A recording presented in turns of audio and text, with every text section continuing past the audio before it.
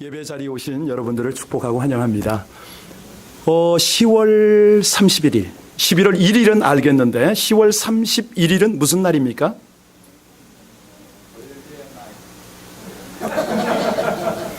네, 할로윈데이입니다. 여러분, 할로윈데이의 유래를 혹시 정확하게 아세요? 우리 크리스천들이 알 거는 알아야 되겠죠? 약 주전 500년 전에 잉글랜드에서 소위 말하는 켄트족이 이 할로윈 데이를 만들었습니다. 왜냐하면 이들은 태양신을 섬겼거든요. 어떡하나?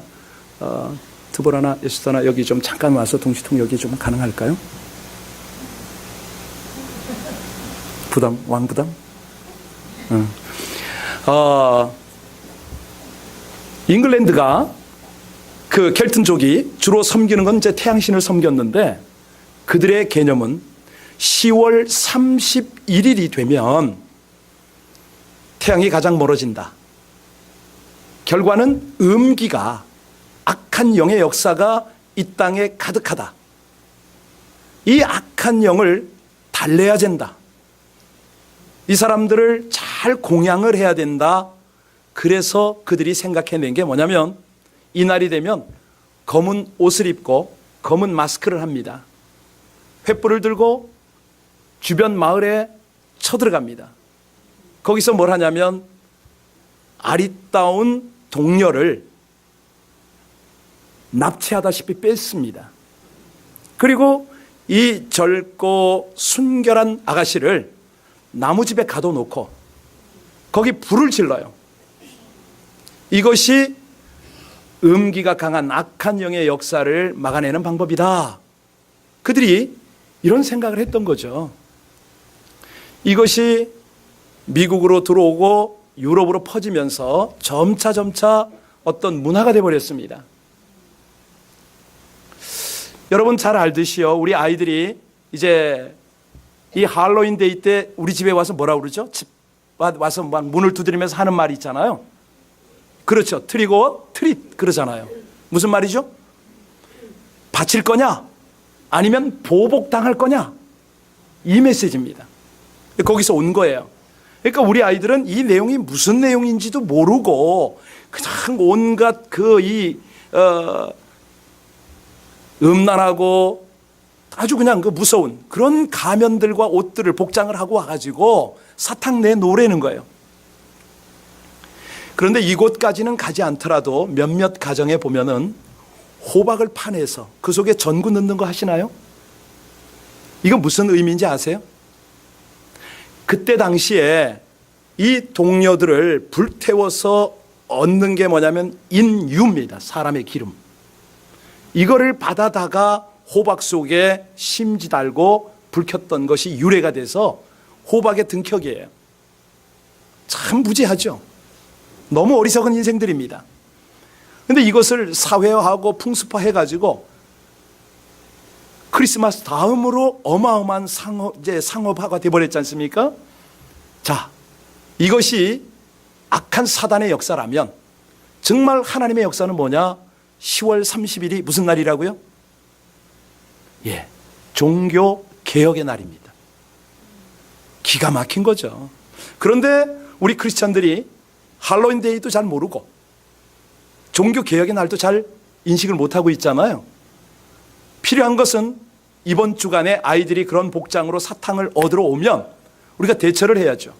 교회에는 이것을 어떻게 바꿨냐면 거룩한 할렐루야 나잇이라고 이제 만들기도 하고 그 다음에 홀리 윈 거룩한 승리 이렇게 만듭니다.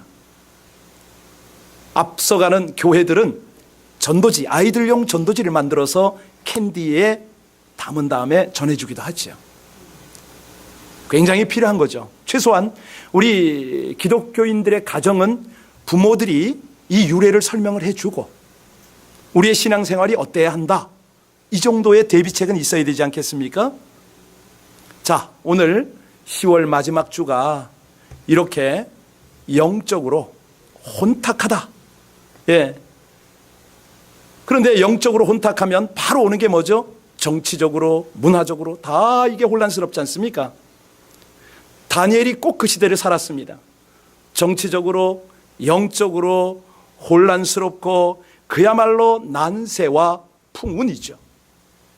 모진 바람은 불어오고 예측이 되지 않는 그런 국제 정세 속에 이 다니엘이 살았습니다. 여러분 잘 아시는 대로 다니엘이 어린 시절에 포로로 끌려갔잖아요. 자, 그런데 이 다니엘이 무려 몇 개 나라 왕조가 바뀔 때 다 총리를 지냈다? 예, 이 중에 한 나라는 정권이, 아니 그냥 나라가 바뀌었던 상황이었어요.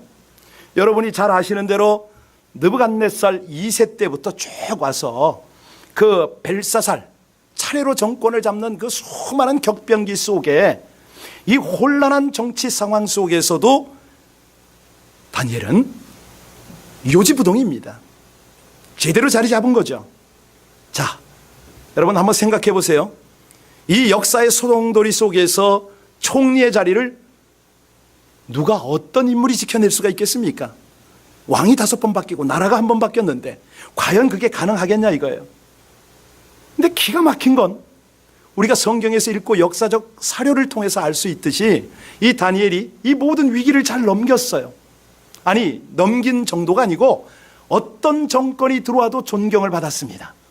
왕과 백성들에게 귀히 여김을 받고 자기의 그 위치를 잘 지킬 수가 있었던 거죠. 아니, 한번 생각해 보세요. 이게요, 결코 간단한 게 아니라니까. 다들 여호와 하나님을 믿으면 괜찮아요. 그들의 정권이 바뀔 때마다 이교도가 들어오잖아요. 온갖 우상을 섬기는 그런 세력들이 정권을 잡았는데 하나님을 믿는 사람이 총리의 자리에 있었다. 이해가 되세요, 여러분? 상상이 되세요? 어떻게 그럴 수가 있었을까요? 해답은 보나마나 하나님의 놀라운 섭리가 있었기 때문이다. 이거는 뭐 교과서적인 답이고, 실제 동시에 중요한 것은 뭐냐면 이 다니엘의 신앙적 태도였다는 거죠. 오늘 우린 이 내용을 가지고 은혜를 받고 교훈을 받아야 되겠습니다. 먼저 조금만 더 부연 설명을 합니다. 세월이 흐르면 여러분 지금 상상하고 들으셔야 됩니다. 사람을 죽이는 사람이 있어요.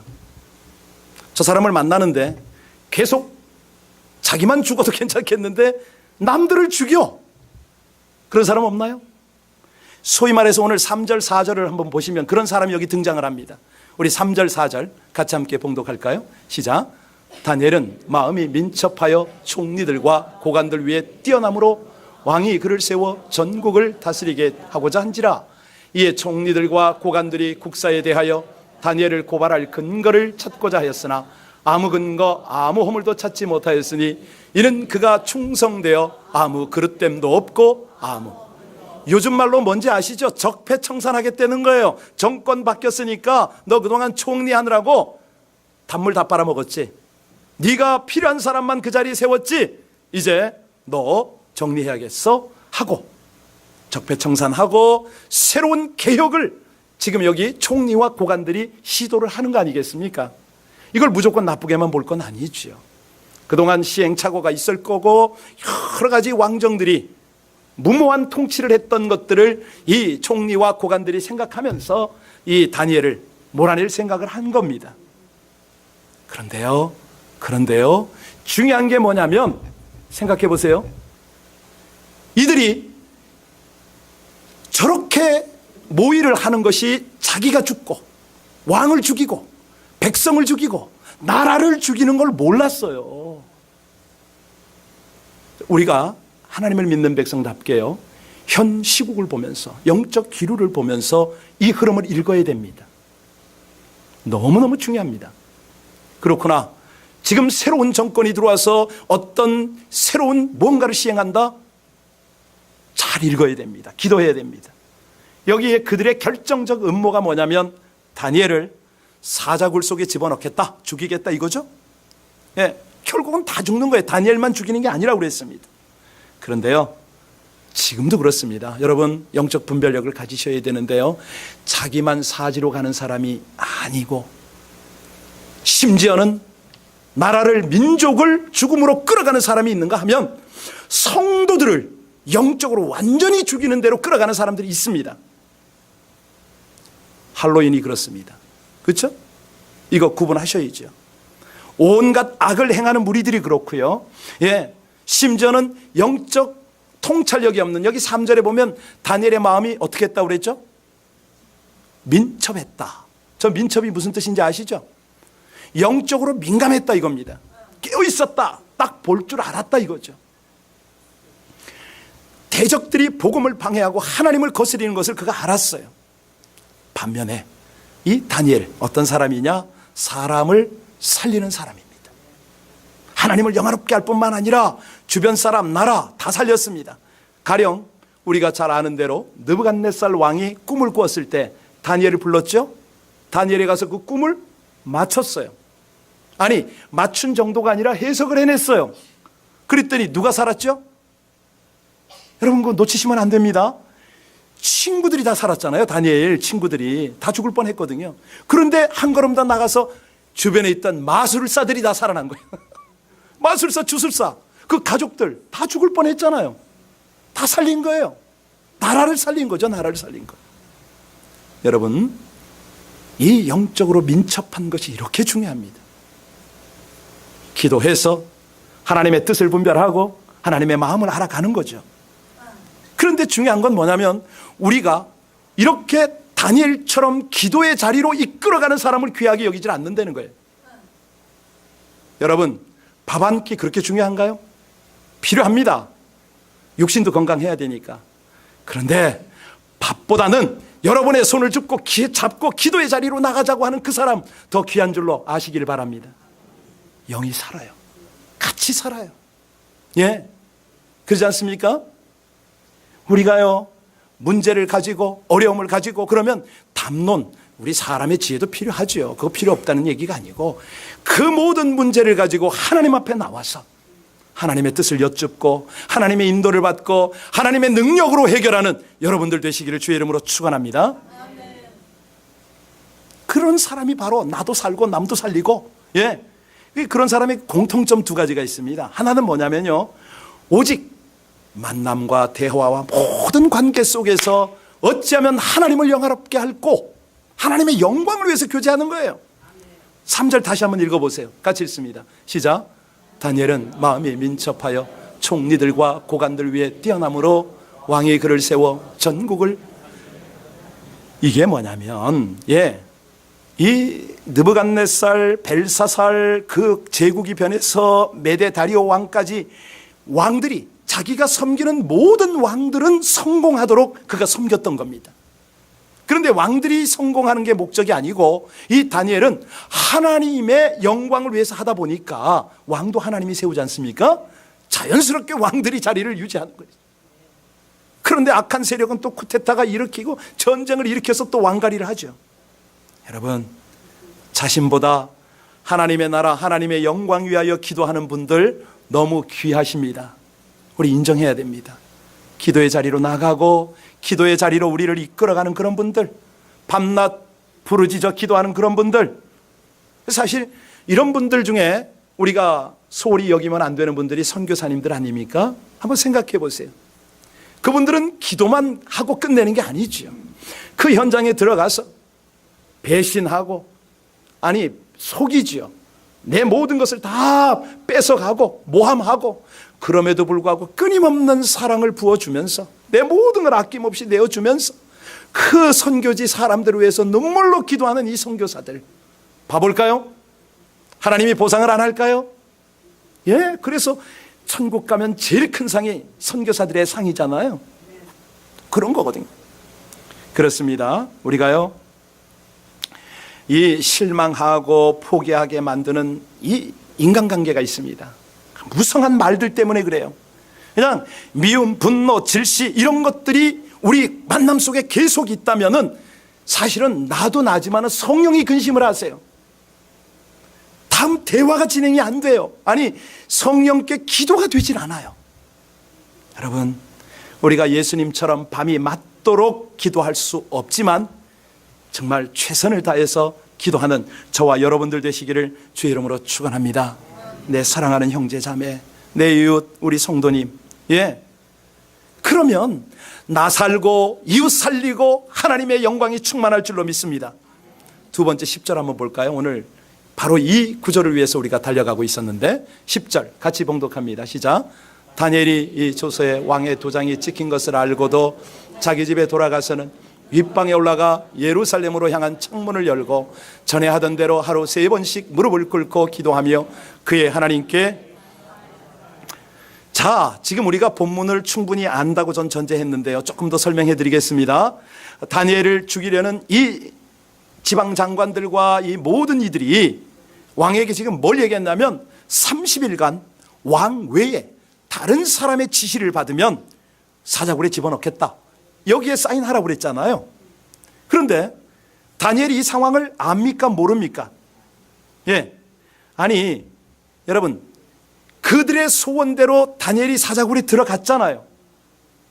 근데 그럴 수밖에 없는 이유가 있습니다. 왜 그러냐면 아까도 말씀드렸지만 6왕의 정권, 2개 나라의 상황 속에서 이 다니엘이 요지부동을 하지 않으니까 오랫동안 그 자리에 있었더니 시기하는 자들이 얼마나 많았겠습니까?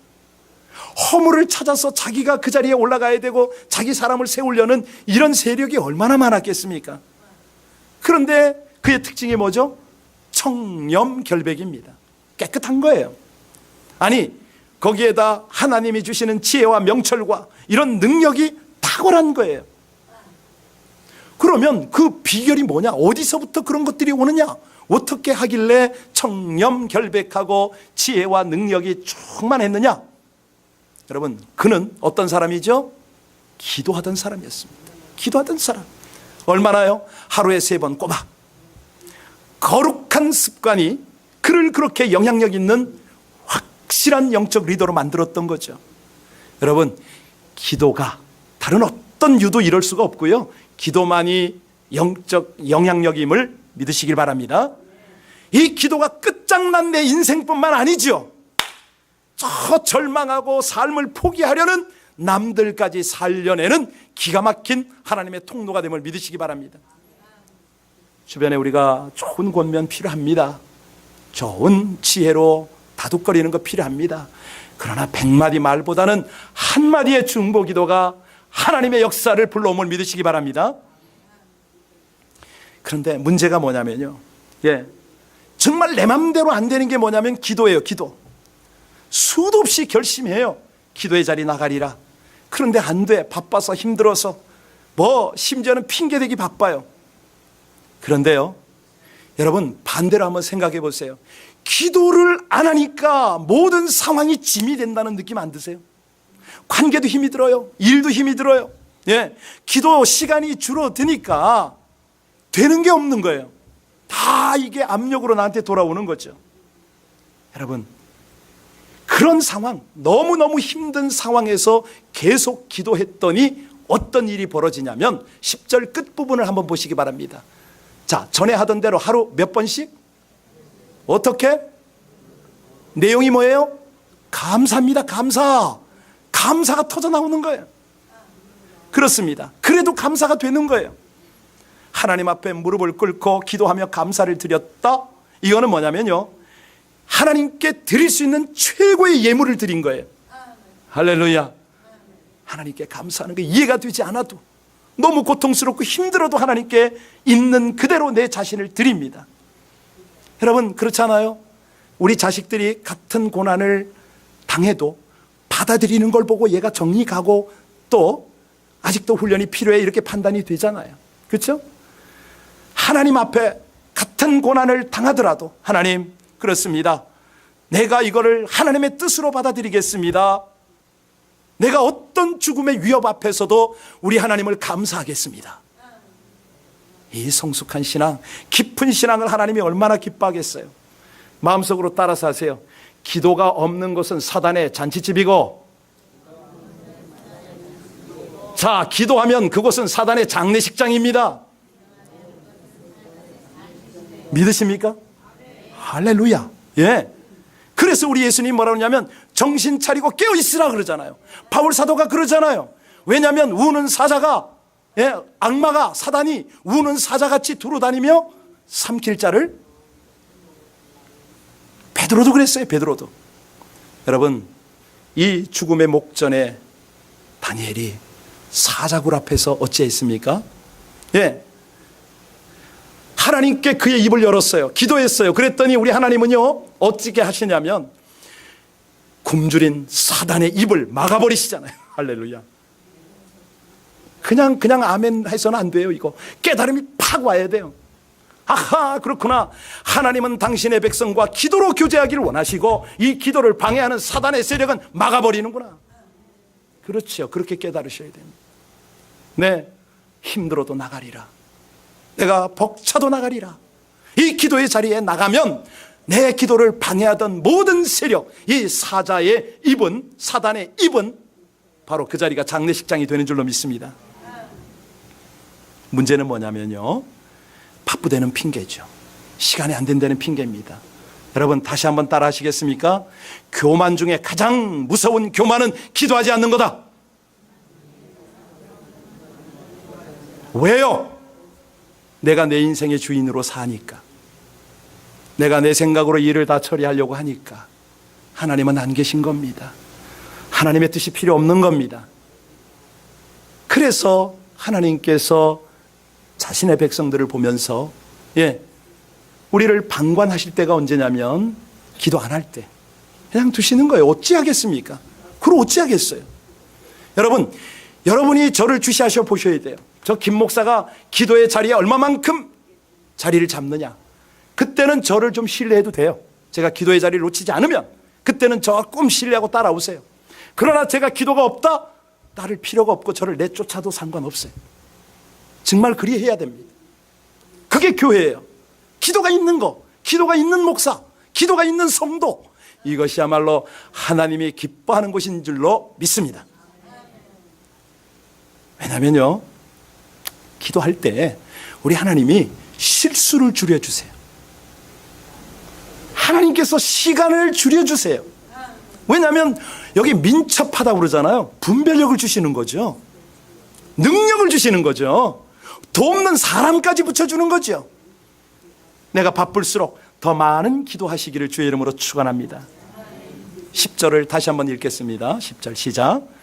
다니엘이 이 조서에 왕의 도장이 찍힌 것을 알고도 자기 집에 돌아가서는 윗방에 올라가 예루살렘으로 향한 창문을 열고 전에 하던 대로 하루 3번씩 무릎을 꿇고 기도하며 그의 하나님께, 자 보세요, 중요한 도전이 여기 하나 있습니다. 여러분들 정직하게 대답하시기 바랍니다. 미국 국법에 기도가 불법입니다. 기도하시겠습니까? 그래도? 예, 아멘 하셔야 돼요. 미국 국법보다는 어느 법이 더 높아요? 인정하십니까? 다니엘이 지금 그걸 했잖아요. 그거 왕이 도장을 찍고 사인을 하고 법이 집행되는 상황에서 국법보다는 하나님의 법이 우선입니다 하고 기도의 자리로 나갔던 거예요. 여기 알고도 그랬잖아요. 알고도. 뭘 알아요? 내가 사자굴에 들어가는 것을 알고도. 그리고 내가 이 위기의 상황이 왔으니 한번 생각해 보세요. 잠깐만 생각해 보세요. 여러분, 살짝 비켜날 수 있지 않을까요?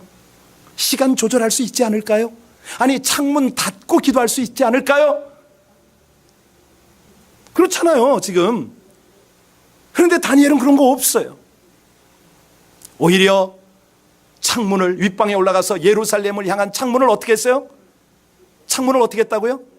열었어. 예. 아니, 지하실에 내려간 게 아니라 어디로 올라갔다고요? 윗방에. 다 보라, 이게 다 보라. 늘 기도하던 삶, 그 기도의 삶이 여기서 왜 가감없이 드러납니다. 인간적으로 왜 두렵지 않았겠습니까? 왜 피하고 싶지 않았겠습니까? 그런데 하나님께서 도전을 하셨으니, 이 상황이 도전을 했으니 그는 무릎을 꿇었던 거죠. 예, 감추지 않고 늘 했던 그 방법 그대로 변함없이 기도했던 것입니다. 그런데요, 이 기도가 그냥 기도가 아니에요. 어떤 기도인지 아세요? 다니엘서 10장 1절로 3절을 보시면 거기에 가면은 슬퍼서 눈물을 흘리면서 기도를 하는 장면이 나와요. 제가 읽어드릴게요. 그때에 나 다니엘이 새 일에 21일 동안 슬퍼하며 새 일해가 차기까지 좋은 떡을 먹지 아니하며 고기와 포도주를 입에 대지 아니하며 또 기름도 바르지 아니하니라.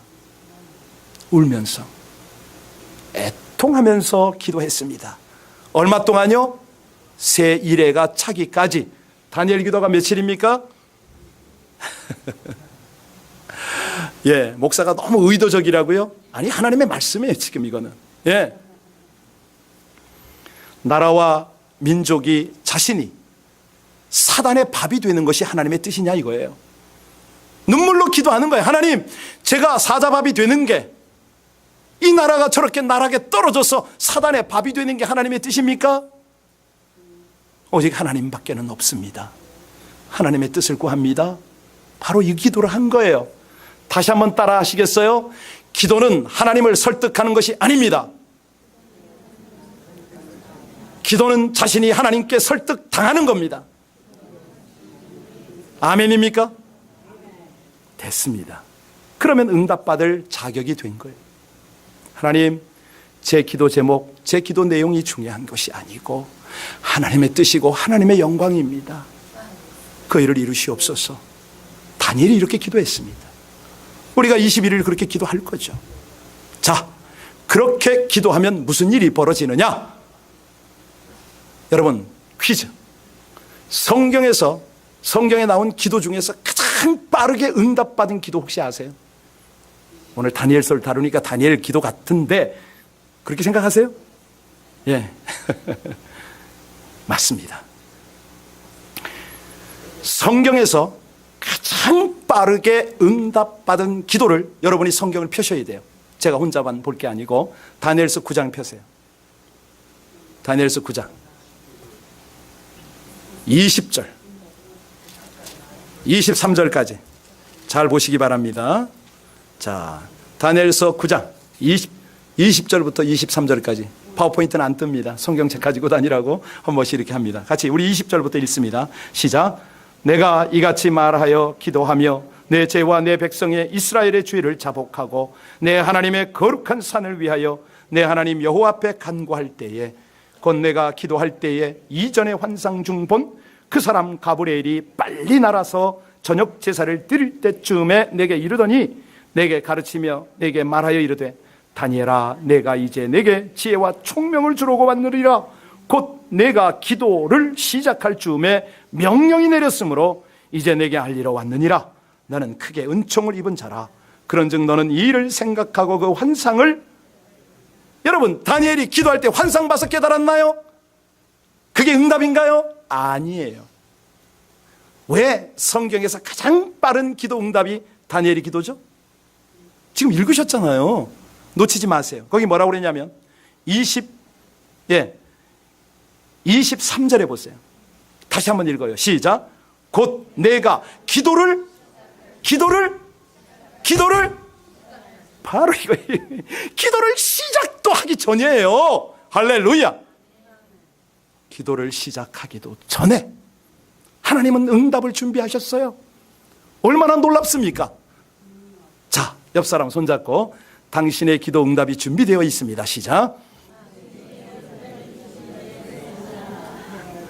아니 근데 이게 도대체 안 믿어지는 것 같아요. 다시 한번. 당신의 기도 응답이 준비되어 있습니다. 시작. 반석 집사 빨리 손잡고 해요. 시작. 응답이 준비되어 있다니까. 제 말이 아니고 23절 다시 읽겠습니다. 다시 시작. 곧 내가 기도를 시작할 즈음에 명령이 내렸으므로 이제 내게 알리러 왔느니라. 할렐루야. 할렐루야. 예, 바로 이거예요.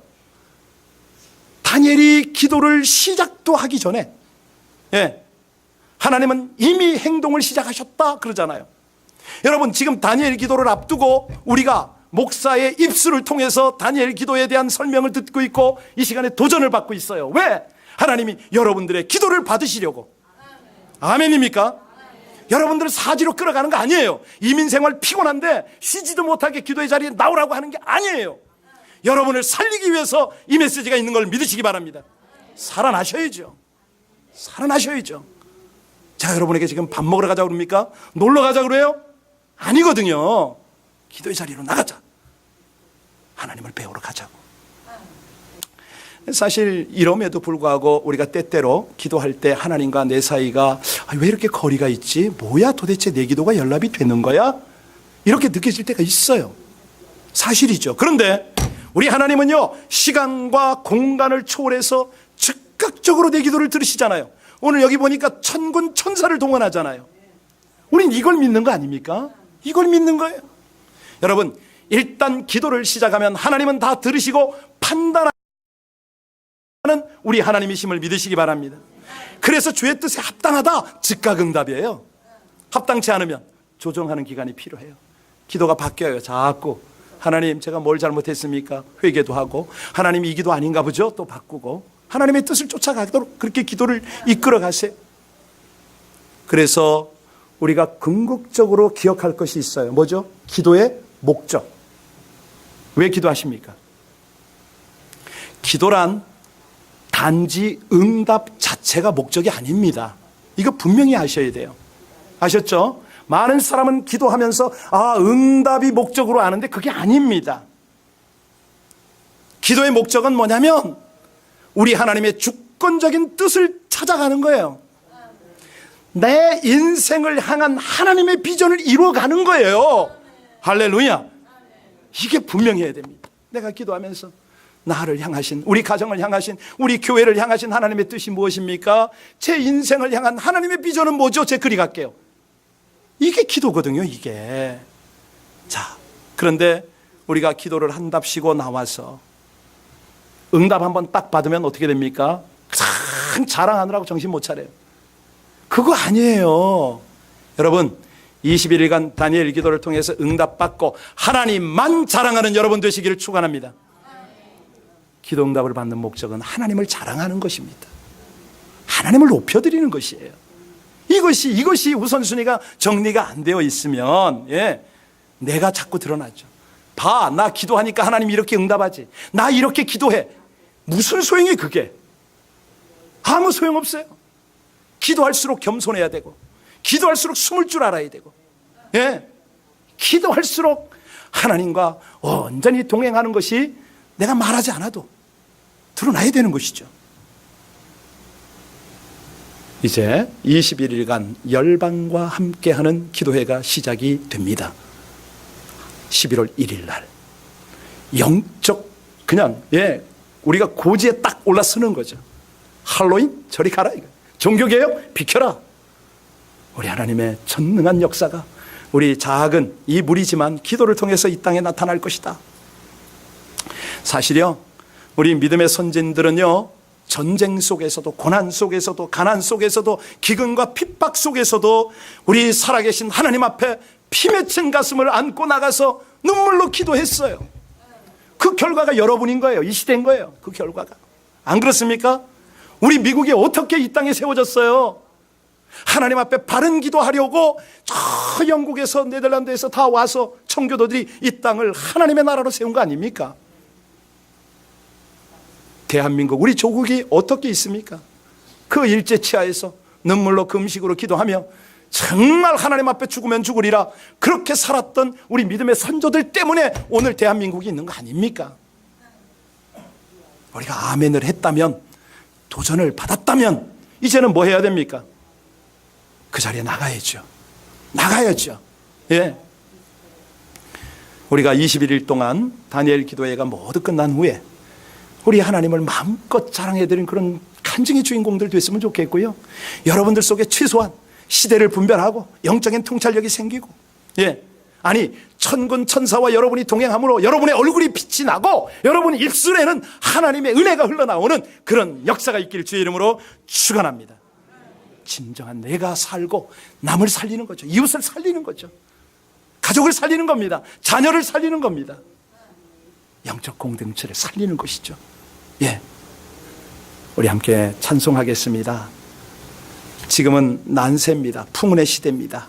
우리 찬송할 때 주 없이 살 수 없네, 이 찬양 한번 했으면 참 좋겠습니다. 하나님, 우리가 기도 없이는 살 수 없습니다. 주님 없이는 살 수 없습니다. 하나님의 영적인 은혜 없이는 살아갈 수가 없습니다. 분명히 고백하셔야 됩니다. 기도 안 하는 것은 또 다른 교만이라고 말씀드렸습니다. 함께 기도하겠습니다. 찬양하겠습니다.